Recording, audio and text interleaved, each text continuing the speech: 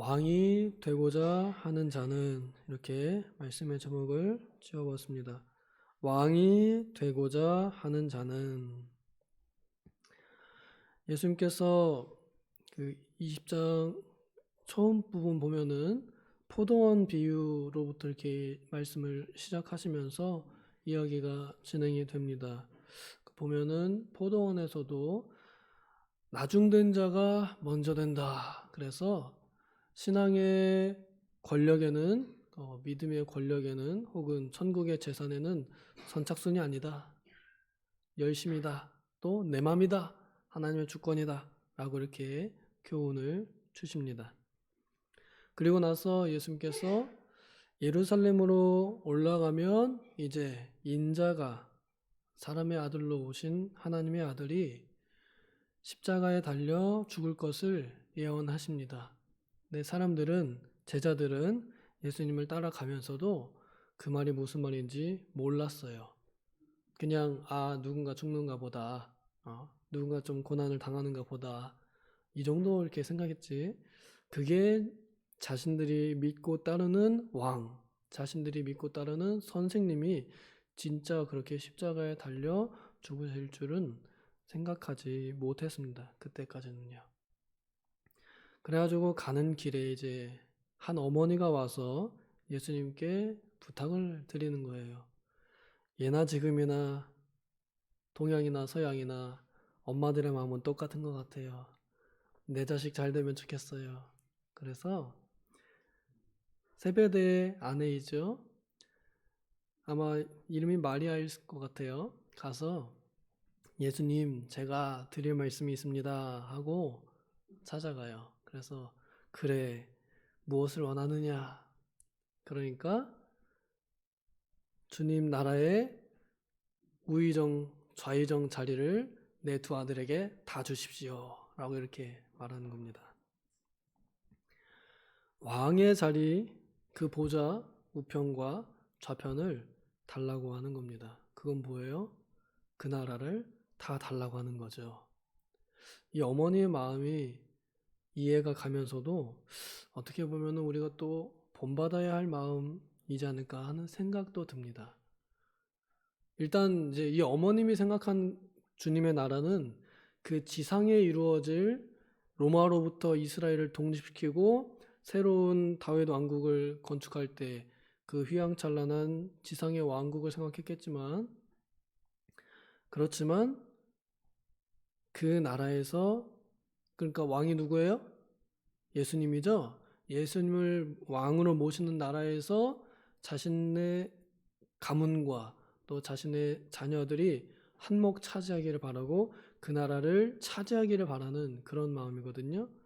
오늘날 우리가 이걸 그대로 생각할 때에 내 가문과 내 자녀들이 주님의 나라를 차지하는 자녀들이 되면 좋겠다, 이런 마음으로 우리가 받아들여 볼 수도 있겠습니다. 우리 부모님들 마음이 다 그렇겠지만 자녀들이 잘 되면 좋겠는데, 그런데 교회 안에서 잘 되는 것보다는 세상에서 잘 되는 걸 더 좋아합니다. 물론 이 세베대 아내 요한과 야고보의 어머니는 세상에서 잘 되기를 바라는 마음으로 했겠지만, 그렇지만 그녀의 간구가 결코 헛되지 않았으리라 저는 생각합니다. 자녀들이 교회에서 잘 되는 것, 그러니까 하나님의 나라에서 잘 되는 것, 그걸 우리는 좀 중요하게 생각해야 되고, 무엇보다 이게 표현이 주의 나라라고 되어 있잖아요. 예수님을 왕으로 먼저 섬겨야 그 나라의 한 자리 차지할 수 있을 텐데, 내 자녀들이 예수님을 왕으로 섬기도록 하느냐, 이것 또한 우리 부모된 자들이 해야 할 일인 것 같습니다. 그러려면 부모인 내가 먼저 예수님을 왕으로 섬겨야 하고, 그 모습을 자녀들이 본을 보고 따라가게 해야 합니다. 근데 이건 결코 쉬운 일이 아니에요. 거의 실패하기 쉬운 일입니다. 내가 섬기는 나의 왕을 내 자녀들도 같이 왕으로 섬기게 한다? 정말 쉬운 일이 아닙니다. 이 어머님이 그냥 한 말이 아닌 것 같아요. 평상시부터도 내 평생의 소원, 내 두 아들 영의정과 좌의정 늘 그렇게 마음속에 품고 있었던 것 같아요. 예수의 나라에서 내 아들이 집권하기를, 이런 야망을 가진 그런 어머님이세요. 이때 당시 이 사람들이 예수님 잘 따라가면 이제 바뀔 정권에서 한몫 차지할 그런 개국 공신, 이런 자리가 될 거라 생각하고 따라갔던 사람들입니다. 그러니 이제 이 이야기를 듣고 나니 그 두 형제가 미운 거예요. 그래서 나머지 10사도가 와가지고 이씨 이러면서 그 두 형제와 그 어머님을 이제 노려보는 거죠. 우리 새치기 당했다고. 먼저 가서 예수님께 달라고 요구했어야 되는데 우린 감히 말도 못하고 있었는데 지들이 뭔데 갑자기 가가지고 영의정과 좌의정자를 달라고 그러냐? 이러면서 그 상대적인 박탈감, 그렇게 느끼는 것 같습니다. 우리도 다 생각했던 건데, 눈치 보고 있었는데, 쟤네가 먼저 얘기했어. 우리 뒤로 밀렸어. 이런 생각에 이 제자들 사이에서 평화가 깨지고 분열이 일어난 거죠. 이 10대 2로 나눠진 거죠. 이 영의정 좌의정 자리를 두고서 10명의 제자들은 이제 막 화를 내고 분개하고 있는 겁니다. 정말 천국의 권력자들이라 그랬다면, 그래서 정말 진짜 천국의 그 권력의 맛을 아는 사람들이었다면 거기서 절대 분개하지 않습니다. 왜냐하면 그 권력의 맛을 맛보기 위해서 짊어져야 할 그 왕관의 무게가 어떤지 몰랐기 때문에 그렇습니다. 알았다면 그렇게 못해요. 예수님께서 물어보십니다. 니들이 내 보좌 우편과 좌편을 다 달라고? 니들 그 잔을 마실 수 있겠어? 내가 마실 잔을 너네도 마셔야 되는데 그거 마실 수 있겠어? 라고 그렇게 물어보십니다. 예수님께서 마신 고난의 잔은 죄인들의 죄를 대신 짊어지고 의인으로서 죽는 겁니다. 그냥 죽는 게 아니에요. 그 모든 고난과 고통을 끝까지 다 감당하고서 본인이 자살하는 것도 아닙니다. 본인이 끝내는 것도 아닙니다. 그냥 죽어야 됩니다. 죽일 때까지. 그 고난을 받아야 되는데 이 고난을 지금 구하고 있는 어머님과 그 다음에 두 아들은 몰라요. 예수님께서 미리 예고하셨거든요. 채찍질, 조롱, 핍박, 십자가 얘기하셨거든요. 근데 그런 건 생각 안 하고 그냥 뭔지 모르지만 네, 할 수 있습니다. 그 정도 주신다면요 뭐든 못하겠습니까? 이런 말로 할 수 있습니다 이렇게 대답한 것 같아요. 이 사람들이 믿음을 가지고서 했다기보다는 그 욕심에 눈이 멀어가지고 그 자리만 주신다면 뭐든지 하겠습니다. 충성 충성 이렇게 말했던 것 같습니다. 그런데 예수님께서 너희들이 그 잔을 마실 것이다. 그렇지만 그 자리를 주는 것은 이미 정하신 하나님의 뜻이다. 라고 이렇게 말씀하십니다. 그래서 그 자리를 사람의 행위로 얻는 건 아니다. 라고도 말씀하시는 거죠. 하나님의 주권 안에 있습니다. 그런데 하나님께서는 결코 공짜로 주시는 분이 아니십니다. 하나님께서는 공평하신 분이기 때문에 또한 그만큼 맡기시고 그만큼 주십니다. 그래서 고난 받은 만큼 상급도 주십니다. 이 요한과 야고보 사도들 요한 사도 빼고 다 순교당했죠. 야고보도 순교자이고 요한도 직접 죽임을 당하지 않았을 뿐이지 평생을 주님께 드려서 그 모든 이 풍파를 다 견딘 사도입니다. 그래서 예수님께서 마신 그 고난의 잔을 이들도 분명 마셨어요. 누가 그래요? 아마도 그 두 자리에 이 두 사람 앉아 있을 거라고. 왜냐하면 구하는 자에게 주시는 분이시기 때문에. 그래서 천국은 침노하는 자의 것이라고도 하는 것 같습니다. 무엇을 바라보고 어떻게 사느냐에 따라서 우리의 삶이 정해진다 하는 것이죠.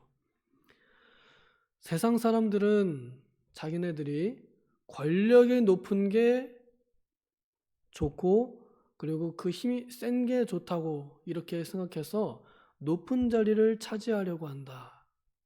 그런데 얘들아, 우리 천국에선 그렇지 않다.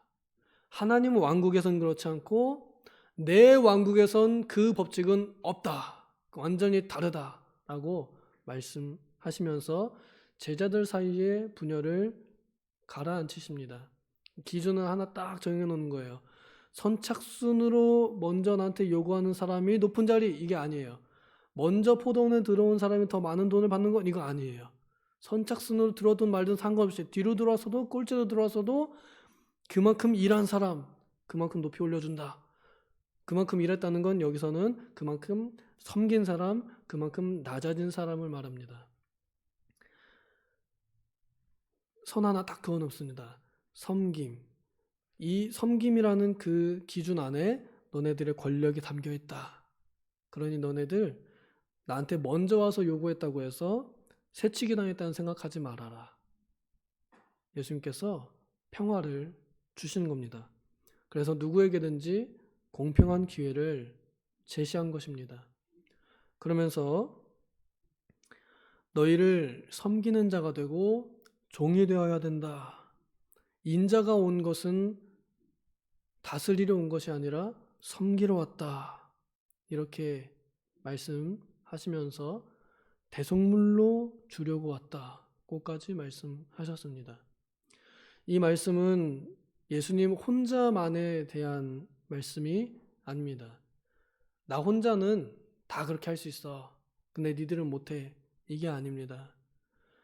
내가 그렇게 왔기 때문에 내 백성이요 또 나와 함께 왕될 사람들은 다 그렇게 해야 된다. 그게 높아지는 비결이다 라고 이렇게 말씀하시는 겁니다. 예수님께서 우리의 왕이 되신 이유 중에 하나도 또한 목숨을 주시면서 우리의 소유권을 이전하셨기 때문이기도 하지만 이 법칙에 의해서도 섬김을 받으려 한 것이 아니라 섬기러 오셔서 자신을 대속물로 내어주셨다는 그 법칙을 이루셨기 때문에도 예수님께서는 우리의 왕이 되시기에 충분하십니다. 쉽게 말하면 먼저 희생하는 사람이 높아지는 거고 먼저 희생한 사람이 섬김을 받게 된다라는 말이죠. 우리가 누구를 먼저 사랑했습니까? 예수님께서 우리를 먼저 사랑하셨기 때문에 우리가 주님을 사랑한 것이죠. 그러니까 우리가 먼저 주님을 사랑한 게 아니라 주님께서 우리를 먼저 사랑하셔서 우리도 주님을 사랑하게 된 거잖아요. 그 먼저 사랑함에 있어서 예수님께서 먼저 낮아지시고 먼저 희생하셨기 때문에 우리는 예수님보다 결코 앞설 수가 없습니다. 우리는 주님보다 결코 앞설 수 없습니다. 예수님께서 이렇게 기준을 제시하셨기 때문에 이제 우리 천국 백성들의 높은 자리는 낮은 자리임을 생각해야 합니다. 교회 안에서도 그렇고 세상은 당연하고 하고 어떤 회사에 들어가면은 사원, 대리, 주임, 과장, 차장, 부장, 이사, 부사장, 사장, 회장 올라가는 걸 좋아하죠. 평생 올라가면서 줄타기 하다가 끝나는 게 인생이에요. 교회 안에서도 여자는 뭐가 돼요? 권사가 되기 위해서 열심히 올라가고 남자는 뭐예요? 장로가 되기 위해서 열심히 올라가는 것 같아요. 교회 안에서든 세상에서든 이 법칙은 동일하게 작용됩니다. 교회 안에서 특별히 우리가 교회 사람들이니까 교회는 이제 하나님 나라의 모형이니까 더욱 이런 마음이 있으면 안 되겠지요. 권사는 높고 권찰은 낮다. 어디 집사 따위가 권사한테 훈계질이냐. 이런 생각하면 안 되겠죠. 목사님이든 장로님이든 권사님이든 권찰님이든 또 직분 아무것도 없는 평신도 그냥 성도님이든 권한과 권위는 똑같습니다. 주님 안에서는 다 평등합니다. 그런데 영적인 권위는 다릅니다. 영적인 권위는 누가 더 섬기느냐에 달려 있습니다. 그래서 이 영적인 권위가 높은 사람이 진짜 큰 사람이거든요. 보통 우리 한국 교회 교역자들은 그나마 좀 낮은 편에 속하죠. 좀 섬기려고 하는 자세가 있는 사람들이고 이미 그렇게 훈련을 받은 사람들이니까 그렇습니다. 그런데 가끔 가다가 목사답지 않은 사람이 있고 교역자답지 않은 사람이 있을 땐 어떤 사람이냐면 본인이 섬기려고 안 하고 본인이 섬기려고 할 때, 내가 목사인데 내 거 좀 줘. 내가 교역자인데 왜 내 말 무시해? 이러는 모습을 볼 때 물론 질서를 위해서는 순종하고 섬겨줘야 되겠지만 마음으로는 어때요? 별로 안 해주고 싶어요. 이게 영적인 권위가 낮다는 뜻입니다. 낮은 거예요. 영적인 권위가 높은 사람은 뭐 원하지 않아도 그냥 알아서 챙겨줍니다. 목사님 어떻게 할까요? 성도님 어떻게 해드릴까요? 권사님 어떻게 해드릴까요? 와서 먼저 도와주려고 하고 받들어 주려고 하는 사람들이죠. 바로 이런 사람들이 먼저 섬기는 자들이라는 뜻입니다. 먼저 섬기는 자들이 될 때 사람들의 마음을 살 수 있습니다. 그러면 그들의 마음을 다스릴 수 있습니다. 우리가 말을 이렇게 서로 주고받으면서 누가 누군가한테 어떤 요청을 하거나 또 뭔 말을 할 때 그 말이 들려먹는 사람이 있고요. 전혀 안 들리는 사람이 있어요.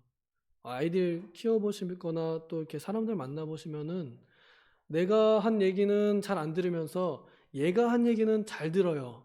왜 그럴까요? 저보다 얘가 더 친하기 때문에 그래요. 더 친한 사람 말을 들어요. 그래서 그 사람이 하는 대로 해요. 내가 똑같은 말인데도 내가 하라 그러면 안 하고 얘가 하라 그러면 해요. 더 친한 이유는 그만큼 더 그 사람이 섬기기 때문에 그럴 거예요. 교회 안에선 또 하나님 나라 안에서는 섬기는 것이 곧 친해지는 것이고 섬기는 것이 그 사람의 마음을 사는 일입니다. 우리가 왕이 될 준비를 하면서 이 땅에 살고 있잖아요. 그러면 이 연습을 해야 할 겁니다. 예수님께서 우리의 왕이 되셨듯이 우리도 왕으로서 다른 사람을 우리의 왕을 본받아 섬기는 것입니다. 그렇게 해서 그 사람의 위에 앉는 것이 아니라 그 사람의 마음을 사서 그 사람의 마음을 다스리는 진정한 영적인 왕으로 우리가 살면 좋겠습니다. 우리가 이제 5월 12일 날 그 총동원 전도주일 보내잖아요. 그때까지 우리는 누군가에게 섬김으로 그 사람의 마음을 사서 하나님의 왕국에 초대할 수 있어야겠습니다. 내가 섬겨야 될 상이 누군가, 내가 어떻게 섬길 것인가, 이걸 고민하는 것이 예수님을 왕으로 모신 또한 왕 같은 제사장으로서의 우리의 오늘의 삶이라 생각합니다. 부디 세상 사람들과 같이 높아지려고 애쓰는 것이 아니라 좀 더 낮아지고 좀 더 겸손해지고 섬기려고 하는 우리가 되기를, 그래서 천국을 만드는 우리 도봉교회 되기를 소망합니다. 기도하겠습니다.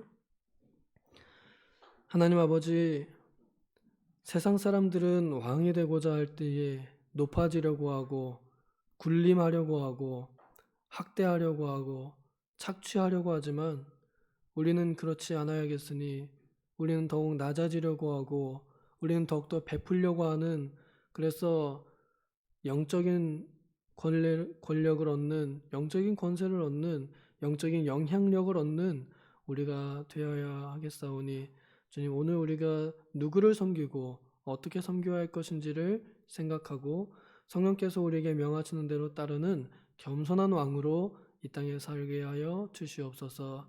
감사드리며 예수님의 이름으로 기도하옵나이다. 아멘.